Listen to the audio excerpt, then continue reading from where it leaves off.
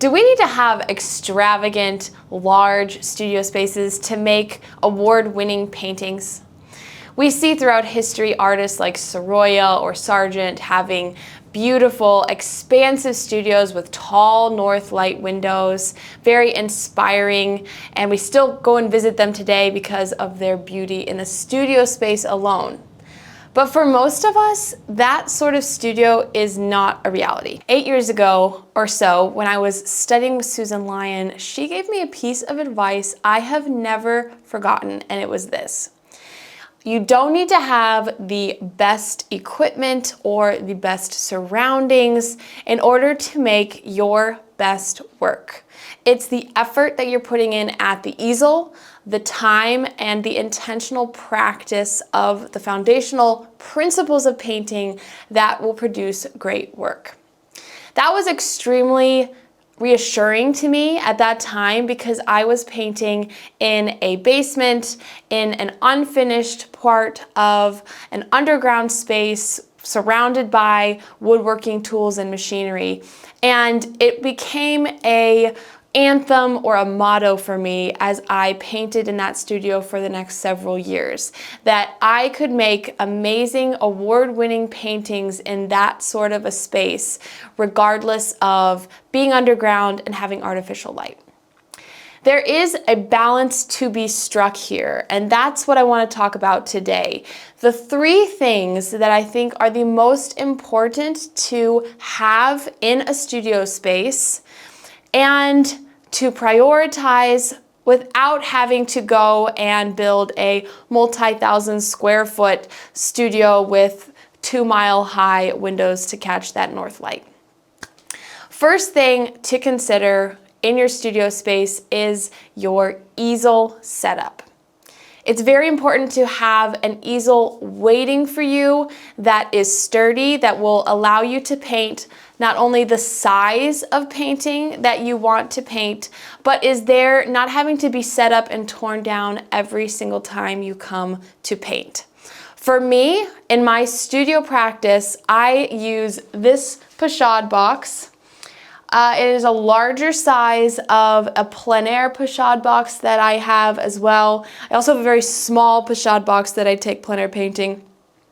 This size holds up to about 24 inches tall canvas and is very sturdy. I can fit my full palette of colors here, and this size of mixing space really works well for me.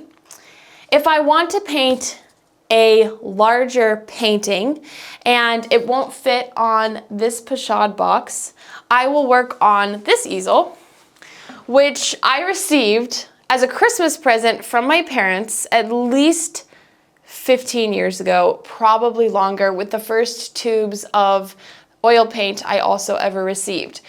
This is a Michaels special. I think it probably had to have cost somewhere between $30 and $50 at the time they purchased it about 50 years ago.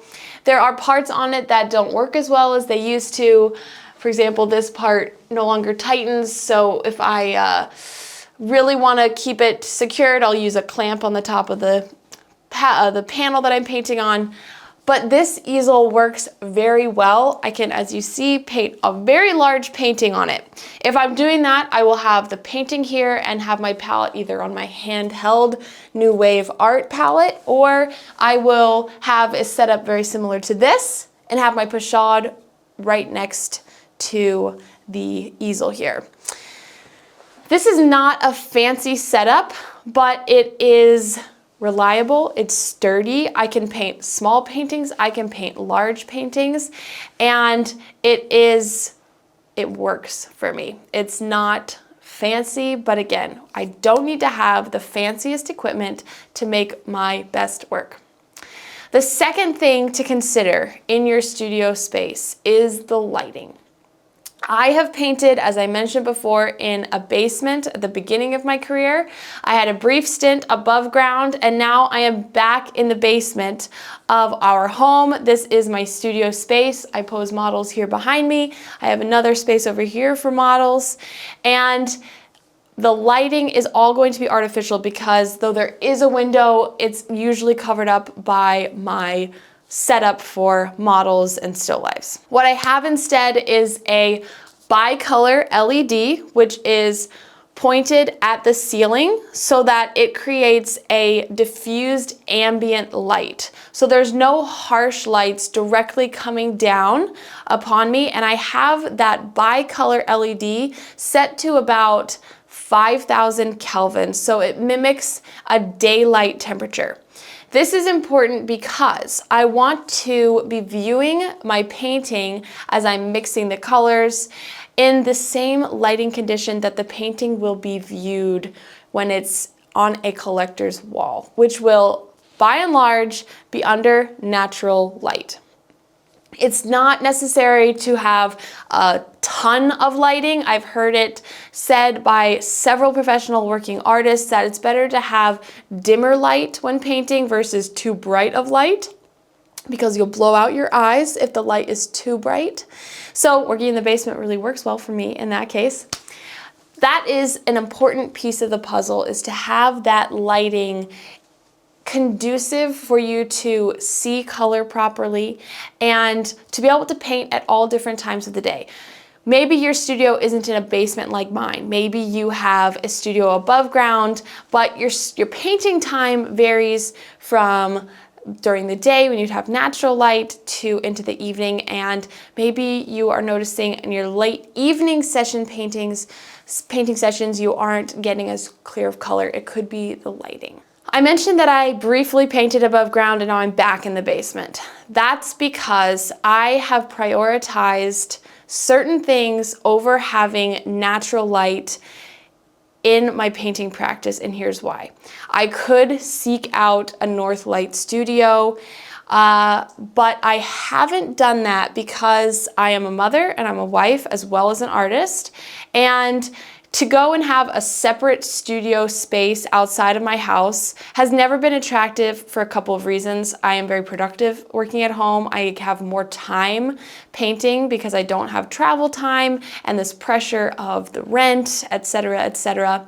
So the practical side of having my studio in my home has trumped going and finding Northlight elsewhere, but also because I prioritize my concentration. This is why I am back in the basement. Because when I was above ground, I was only a short distance away from the kitchen and the laundry. And Adam, my husband, works from home. His office was very close by. And the mailman coming to bring the mail and everyone driving past, I could see. And there was so much noise.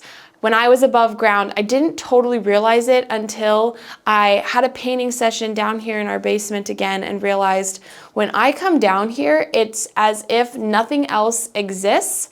I am not constantly bombarded with my daily tasks, which I love and I'm grateful for, but have a time in the day set aside for them, and it's not my painting time. So I have prioritized my concentration over seeking out north light or having some extravagant studio space, because I can paint better in this basement with my artificial lighting set up in the most conducive way than going out and seeking out another studio or staying above ground. The third piece to consider in your studio space, wherever it is, whatever size it is, however extravagant and beautiful it is your reference material. I want to mention how I'm usually painting, because I think this is one of the most powerful pieces of technology that we could invest in as artists, aside from a wonderful camera, which I'm going to talk about in another video. I work, when I am not working from life, I work primarily from my iPad.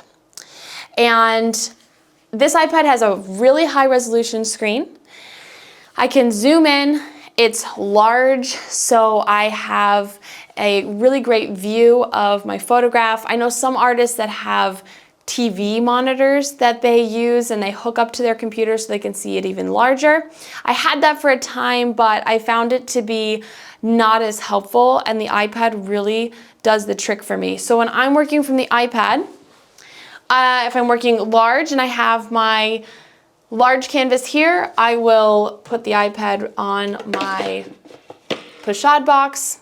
If I'm working on a smaller painting, I have a secondary pochade box that I will put right next to my panel, my painting here, so I can view it at the same level. Of course, if I'm working from life, I don't need the iPad and I have my setup right in front of me, but that's not always possible, and sometimes we want to paint poses that can't be made from life, so I'm working from a photo.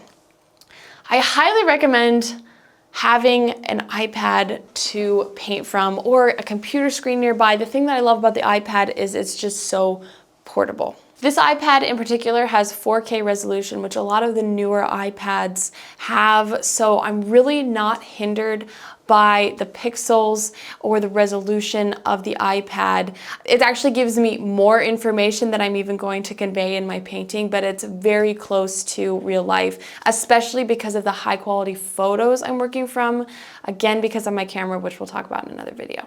Of course, it would be a dream to have a multiple 1,000-square-foot studio with a huge north light and, you know, the best easel, the best brand. But that's not reality for most of us, and it doesn't need to be the reason why we are not creating. In fact, I have been even more inspired in my career. Maybe it's making the best of my situation, or it's just how I'm wired, but I have been so inspired since I first heard that piece of advice from Susan Lyon that I wanted to make the best paintings that I possibly could, paintings that compete in the marketplace and win awards not only locally, but regionally, nationally, and internationally, and that I'm doing it without needing to have all of the best setup. Because let's face it, there's never a time where you have all of the right conditions to make a painting. And that doesn't mean that you're a bad artist or you're different than anyone else. You don't need to have an incredible space. If you do have one, awesome. Invite me over and I'll go paint with you there in your north light. It would be so fun. But I'm not letting my lack of north light stop me from making my best work. And I hope this video helps you on your creative journey.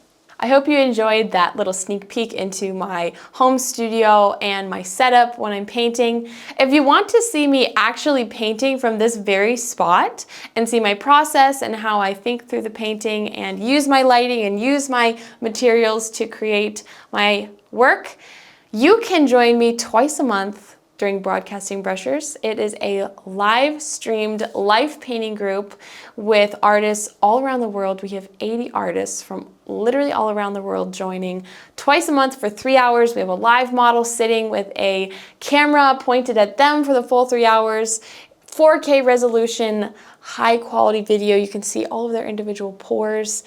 And then there's another camera pointed on my painting and a third camera pointed on my palette, so you can see every single step of the process. We're chatting together the whole time and it's such a blast. I hope you'll consider coming to paint with me and the Broadcasting Brushers and growing together.